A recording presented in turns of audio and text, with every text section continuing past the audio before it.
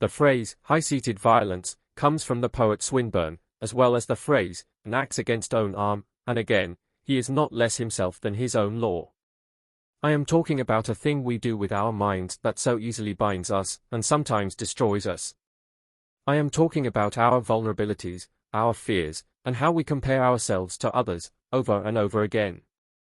We compare ourselves to others because our mind finds others as a nearby and valid standard of measurement, and we submit ourselves to this measurement with great spectacle, as though it is true.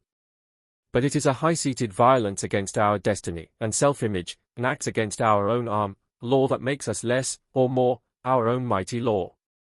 How I wish I could forget all of them, all of their opinions, which I have kept in my mind, a voice in my mind which does not stop talking. What strange prison of the mind! You know, even the old devil, Lucifer, made this exact mistake. It is the first mistake of all mistakes. Lucifer compared himself to the children of God, and then doubted his own value, and the rest is history.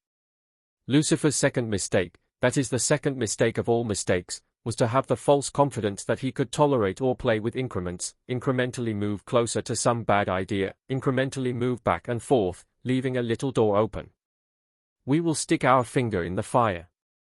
At any event, I watched a notable Christian mystic talk about the 7 ancient pathways, which are akin to the 7 spirits of God, wisdom, revelation, knowledge, and so on. I had supposed that they were instead things like focus, way of thinking.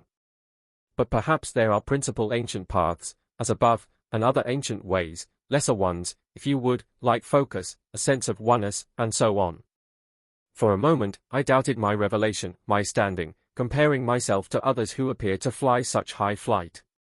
For a moment I sensed my own shape started to change, I am contracting, and my brilliant path in front of me started bending, curving as though into a darker path, bending to my lesser view of myself, bending reality itself. What high-seated violence, what hungry axe against my own arm, what new law that makes me less.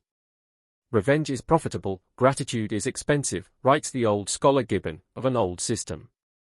But I will do the opposite, revenge is expensive, and gratitude is cheap, and giving, and I will defeat great monsters, I will forget my injuries, and I will defeat the greatest of monsters. I shall think well of myself.